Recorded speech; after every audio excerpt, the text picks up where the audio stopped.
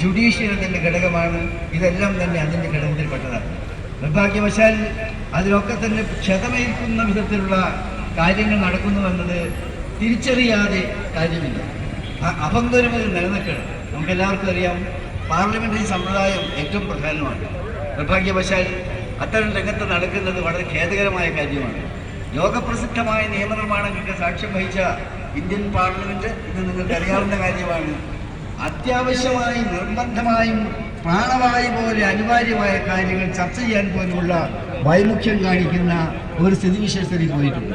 ഞങ്ങൾ സഭ കഴിഞ്ഞില്ല. ഇനിയിപ്പോൾ 18-ാം തീയതി തുടങ്ങി 21-ാം തീയതി കൂടി സഭ ചേരുന്നുണ്ട്. എന്താണ് ആവശ്യപ്പെട്ടിട്ടുള്ളത്? ഈ ജനാധിപത്യത്തിലെ ഏറ്റവും പ്രധാനപ്പെട്ട സംഗതിയായിട്ടുള്ള ഇലക്ടറൽ റോൾ, അത് സംബന്ധിച്ച് ഇന്ത്യയിൽ കൊടുമ്പിരി കൊണ്ടുകൊണ്ടിരിക്കുന്ന സംഗതികൾ, രാഹുൽ ഗാന്ധി തുറന്നുവിട്ട ഞെട്ടിപ്പിക്കുന്ന സത്യങ്ങൾ, ആ സത്യങ്ങളെ പറ്റി ചർച്ച ചെയ്യാൻ ഇന്ത്യൻ പാർലമെന്റ് അരമണിക്കൂറെങ്കിലും വെക്കണമെന്ന് പറഞ്ഞിട്ട് ഇതുവരെ അതിന് കൂട്ടാക്കിയിട്ടില്ല. എന്തിനാണ് ചർച്ച ചെയ്യുന്നത്? ആരെയും കുറ്റപ്പെടുത്താൻ മാത്രമല്ല, ജനാധിപത്യത്തിന്റെ കാലുകൾ തളരാതെ അപങ്കുരം നേടാനുള്ള പ്രതിജ്ഞ വേണ്ടിയാണ് അത് തീരുമാനിച്ചിട്ടുള്ളത്. പക്ഷെ അതിലേക്ക് വന്നില്ല.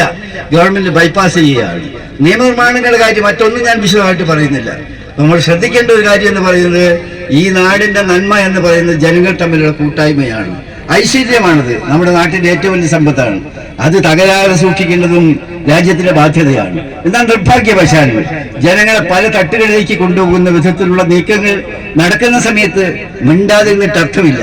ഭാരതത്തിലെ പൗരന്മാരെന്നുള്ള നിലയിൽ ഇത്തരം തെറ്റായ പ്രവണതകൾക്ക് നേരെ വിരച്ചുകൊണ്ടേണ്ടതുണ്ട്, സംരക്ഷിക്കേണ്ടതുണ്ട്. ഇന്ത്യൻ ഭരണഘടന നമുക്ക് നൽകിയിട്ടുള്ള കൂട്ടായ്മയും ജനങ്ങളുടെ യോജിപ്പും സൗഹൃദവും മതേതരത്വവും ജനാധിപത്യവും ഒക്കെ തകരാതെ സൂക്ഷിക്കാനുള്ള ബാധ്യത ഈ കൂടി നിൽക്കുന്ന നമുക്കും ഈ രാജ്യത്തെ എല്ലാ ജനങ്ങൾക്കുമുണ്ട്. ആ പവിത്രമായ ദൗത്യം ഞങ്ങൾ പുതുക്കാൻ ആഗ്രഹിക്കുന്നു, അതിനുവേണ്ടി പരിശ്രമിക്കും എന്ന പ്രതിജ്ഞയാണ് എനിക്ക് ശേഷം നമ്മുടെ നേതാക്കന്മാർ തങ്ങളടക്കമുള്ള ആളുകളുടെ ചെയ്യാൻ വേണ്ടി പോകുന്ന നമ്മളെ അവതരിപ്പിക്കാൻ പോകുന്നത്. ഞാൻ എൻ്റെ വാക്കുകൾ നീട്ടിക്കൊണ്ടുപോകുന്നില്ല.